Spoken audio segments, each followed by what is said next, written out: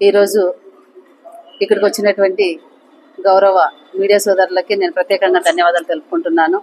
అదేవిధంగా ఈరోజు press meet ఏర్పాటు చేయడానికి ప్రధాన కారణం, గత కొన్ని రోజులుగా మన ఆదోనిలో అంటే వర్షాలతో ఇళ్లలోకి నీళ్ళు వచ్చి చాలామంది ఇబ్బంది పడ్డారు. మరి ఆ ఇబ్బందిని దృష్టిలో ఉంచుకొని మళ్ళీ రాత్రనక పగలనక గౌరవ మన ఆదోని కమిషనర్ సార్ అయితేనేమి, అదేవిధంగా మన ఆదోని సబ్ కలెక్టర్ సార్ గారు అయితేనేమి ప్రజలకు ఎంతో అందుబాటులో ఉంటూ మరి వాళ్ళంతా కూడా ప్రజలకు సర్వీస్ చేయడం జరిగింది. ప్రత్యేకంగా అధికారులందరికీ కూడా నేను ధన్యవాదాలు తెలుపుకుంటున్నాను. అదేవిధంగా మరి మనం వర్షాలు తగ్గిన తర్వాత అంటే వర్షాల్లో చాలా మంది గౌరవ కూటమిలో భాగమైనటువంటి టీడీపీకి చెందినటువంటి గౌరవ పెద్దన్న మీనాక్షి నాయుడు అన్న గారి ఆదేశాలతో మరి వాళ్ళకి కొన్ని ఏరియాస్లో ఫుడ్ కూడా ఇవ్వడం జరిగింది. అదేవిధంగా మళ్ళీ అక్కడ ఎందుకంటే ఆదోని ప్రజలు ఎంతో నమ్మకంగా ఓటేసి మాకేదో మాటలు కాదు చేతలు చూపించే గౌరవ శాసనసభ్యులు మాకు పనిచేస్తారు, మాకు అండగా ఉంటారు, మాకు భరోసాగా ఉంటారని చెప్పేసి ఓటేసి నమ్మకంతో గెలిపించుకుంటే మరి గౌరవ శాసనసభ్యులు ఎక్కడ కూడా కనిపించలేదు. మరి ఈ విధంగా ఎవరైనా ప్రజలు దృష్టిలో ఉంచుకొని అయ్యా మేము ఇంత బాధల్లో ఉన్నాము, మా ఆదోని ప్రజలు ఇంత బాధలో ఉన్నారు, మరి మీరు ఎక్కడా అంటే మరి కనీసం కృతజ్ఞత లేకుండా వారు కూడా మీ గెలుపు కోసం కష్టపడినారే అని నేను అనుకుంటున్నా. అలాంటి వారిని పట్టుకొని ఎవరో పనికిమాలిన వాడు సోషల్ మీడియాలోనే పెడుతుంటారు అని గౌరవ శాసనసభ్యులు చెప్తున్నారు. అన్నగారికి సూటికి క్వశ్చన్ చేస్తున్నా, అన్న అక్కడ సోషల్ మీడియాలో పెట్టినటువంటి సోదరులు ఎవరైనా కానివ్వండి, వాళ్ళు ఆదోని పరిస్థితిని చెప్పడం జరిగింది. అదే విధంగా తమరు కూడా మరి ఈ రోజు ప్రతిదీ కూడా సోషల్ మీడియాలో పెట్టి నేను అది చేసినాను, ఇది చేస్తున్నా, ఇది చేయబోతున్నానని తమరు కూడా చెప్తున్నారు. మరి మీ విజ్ఞతకే వదిలేస్తున్నామని కూడా నేను తెలియజేస్తాను. అదేవిధంగా ఆదోనిలో కూటమి గవర్నమెంట్ వచ్చిన దగ్గర నుండి మనం పరిశీలిస్తే ఈ రోజు ఆదోనిలో బకాసురుని పాలన నడుస్తుంది. ఈ మాట నేను ఎందుకు అంటున్నానంటే విత్ ఎవిడెన్స్. ఎందుకంటే ఇసుక గౌరవ అంటే మీరే చెప్తున్నారు, నేను అంటే వేరే వాళ్ళు కూడా కాదు, గతంలో ఒక గౌరవ మాజీ కౌన్సిలర్ చెప్పారు ఎట్లా ఎంత రేటు ఎంత తీసుకుంటున్నారు అనేది. శాసనసభ్యులు కూడా శాసనసభలో కూడా గౌరవ జ్యోతిర్లాల్ నెహ్రూ సార్ గారు అనుకుంటా, సార్ గారు కూడా తెలియజేయడం జరిగింది. నేను స్టేట్ వరకు వెళ్ళాను, ఓన్లీ ఆదోనే మాట్లాడతాను. మరి ఇసుక తింటున్నాం బకాసురులాగా, కోడిగుడ్లు తింటున్నాం బకాసురులాగా, గరుసు తింటున్నాం బకాసురులాగా, నల్ల మట్టిని కూడా తింటున్నాం బకాసురులాగా, రేషన్ బియ్యం పేదలు తినే బియ్యాన్ని కూడా తింటున్నాము బకాసురులాగా. బెల్ట్ షాపుల వాళ్ళు ఎంతెంత ఇస్తున్నారో గౌరవ పెద్దలు ఆ షాప్స్ నడిపేవారే చెప్పినారు, ఎంతెంత ఇస్తున్నాం, మనం ఎంతెంత తింటున్నాం బకాసురులాగా. ఎన్నే చేయటంలే. అదేవిధంగా నీళ్లు అమ్ముకునే వాళ్ళను కూడా మనం అమ్మనేయడంలే. కాంట్రాక్టర్స్ వాళ్ళ దిక్కు తోచని పరిస్థితిలో ఉన్నాం. అంటే ఇవన్నీ కలిపితేనే బకాసురుల పాలన అని నేను అంటున్నా ఈరోజు. మరి ఈరోజు పదే మీరు అంటున్నారు, మరి ఒకసారి మీరు కూడా ఆలోచన చేయాలా. నిన్నటి దినమున అంటే అసెంబ్లీ నుండి సీదా వచ్చినారు, నాకు తెలిసి అరంజ్యోతి నగర్ అనుకుంటా, అక్కడ వెళ్ళి మాట్లాడడం జరిగింది. అక్కడ అయ్యా అక్కడ వరదలు వచ్చినాయి, రామజల్ల నిండి పొంగి పొర్లి ఆ ఏరియా అంతా నీట మునిగింది, అక్కడ సమస్యను వదిలేసి మరి ఏదేదో మాట్లాడతారు. మాటలు కట్టిపెట్టి పనిచేయాలని కూడా నేను తెలియజేస్తున్నా. అదే విధంగా మళ్ళీ గౌరవ మాజీ శాసనసభ్యులు ఎవరైతే ఉన్నారో సాయిప్రసాద్ రెడ్డి అన్న గారు, మరి వారి పాలనలో 2019 నుండి అందులో 2 సంవత్సరాలు కోవిడ్ తీస్తే 3 సంవత్సరాల్లో ఏం జరిగింది పదే చెప్తూనే ఉంటాము, మీరు వింటూనే ఉండాలని కూడా తెలియజేస్తున్నా. సాయిప్రసాద్ రెడ్డి అన్న గారి పాలనలో దాదాపుగా 100 ఏళ్లలో 24 కాలేజీలు ఉంటే 5 సంవత్సరాల్లో 2 సంవత్సరాలు కోవిడ్కి తీస్తే 3 సంవత్సరాల్లో గౌరవ రాష్ట్ర మాజీ ముఖ్యమంత్రి వర్యులు దగ్గరకు వెళ్ళి అయ్యా మాది వెనుకబడిన ప్రాంతము, మాకు మెడికల్ కాలేజ్ కావాలన్న మాట్లాడి సాయిప్రసాద్ రెడ్డి అన్న గారి చొరవతో ఆదోనికి మెడికల్ కాలేజ్ తెచ్చిన ఘనత సాయిప్రసాద్ రెడ్డి అన్న గారిది అని నేను తెలియజేస్తున్నా. ఇది అభివృద్ధి కాదా అంటున్నా. ఈరోజు మీరు ఒక డాక్టర్గా మీరు నిన్న మాట్లాడినారు, ఆర్టీఓ మేడం గారికి పిలిచి గౌరవ మేడం గారికి పిలిచి కర్నూలుకు వెళ్ళి చేసుకోవడానికి ఇబ్బంది అవుతుంది, మరి ఇక్కడే ఆఫీస్ ఉండి ఇక్కడే చేయండి అన్నారు. చాలా సంతోషం.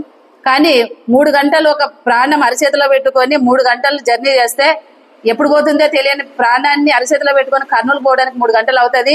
మరి ఈ రోజు మెడికల్ కాలేజ్ వచ్చింది, మీకు ఒక డాక్టర్ గా పూర్తి చేయాల్సిన బాధ్యత మీకు లేదా? మీరు ఎందుకు మాట్లాడడం లేదు అసెంబ్లీలో అని నేను క్వశ్చన్ చేస్తున్నా. అదే విధంగా బైపాస్ ఈరోజు తెచ్చారు. ఆదోని ప్రజలంతా కూడా మరి ఈరోజు ఆ ట్రాఫిక్ తో చాలా ఇబ్బంది పడుతున్నారు. ఈరోజు బైపాస్ తెచ్చిన ఘనత సాయిప్రసాద్ రెడ్డి అన్న గారిది కాదా అని నేను క్వశ్చన్ చేస్తున్నా. అదే విధంగా డిగ్రీ కాలేజీకి స్థలం తెచ్చినారు. మీకు చిత్తశుద్ధి ఉంటే సవాల్ ఇస్తున్నాం, కాలేజ్ పూర్తి చేయండి అని క్వశ్చన్ చేస్తున్నా.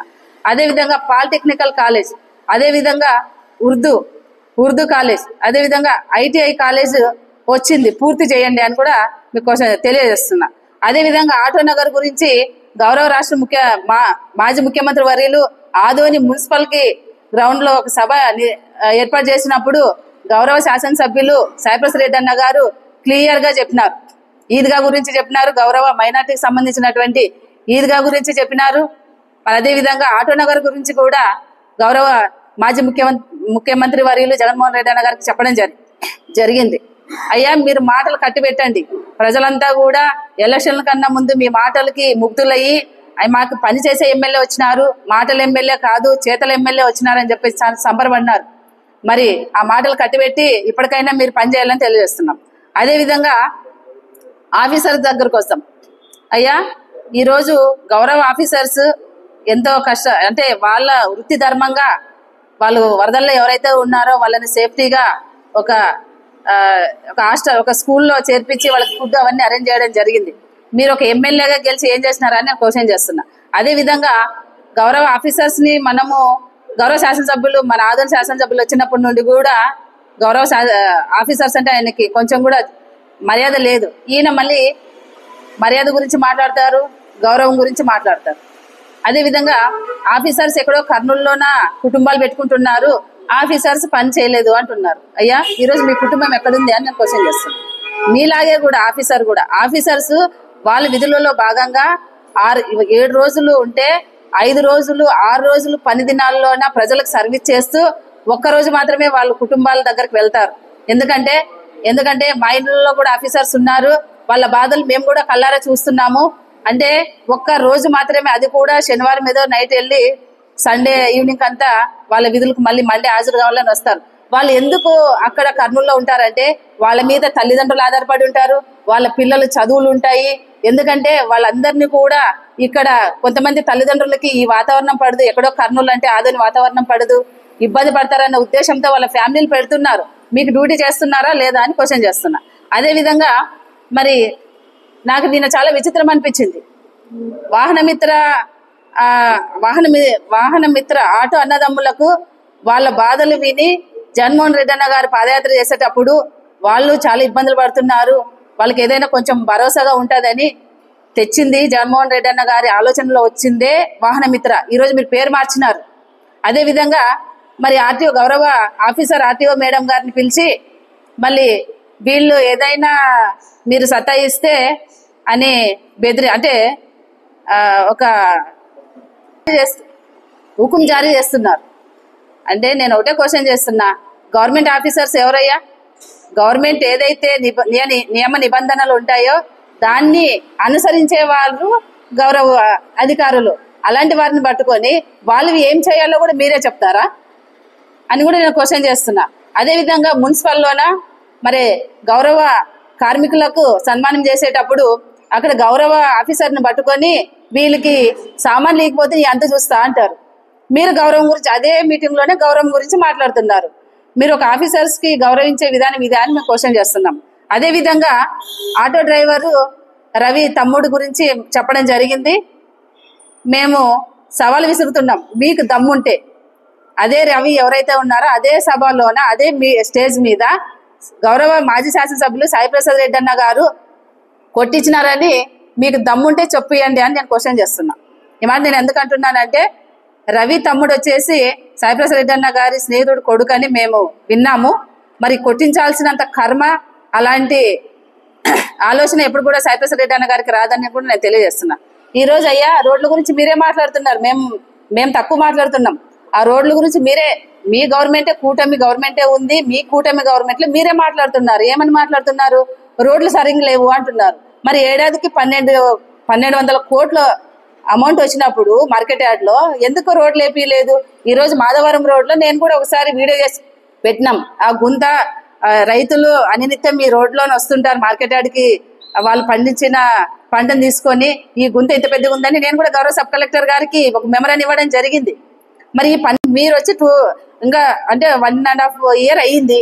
మరి ఈ 12 కోట్లతో మీరు ఏం చేసినారని ప్రజలు చెప్పాల్సిన, రైతులు చెప్పాల్సిన బాధ్యత కూడా మీ మీద ఉందని నేను తెలియజేస్తున్నా. అదే